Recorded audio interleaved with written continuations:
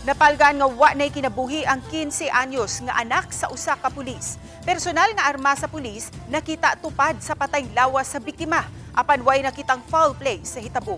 Siluan Merundina sa report. Sa Madpinusilan, habig sa tuong tampihak ang mikutlo sa kinabuhi sa 15 anyos nga grade 10 student. Kinsa napalga na lang sa iyang mga ginikanan pasado alas 5 kaganihang buntag nga wa nay kinabuhi ug nagkadugo na.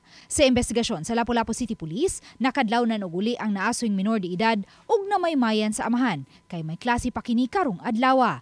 Gikatahong hilumon ang maong minor de edad apan initon og tapad sa patayng lawas sa biktima, ang kalibre 45 nga armas nga gikatahong iya sa amahan kinsa usa ka sakop sa Lapu-Lapu City Police. Hitsas kini sa lisensya ug mga dokumento ug gitaguan sa drawer nga nakalak. Apan gikatahong pugsanon kining giablihan o gikuha sa minor de edad. Naa sa iya katong suicide note sa iyang uyab, sa iyang para sa iyang papa, sa iyang pamilya nga as of now is makakwanta nga why foul playing initabo yun kuan gito sa bata iya gitong kagustuhan nga may tabo.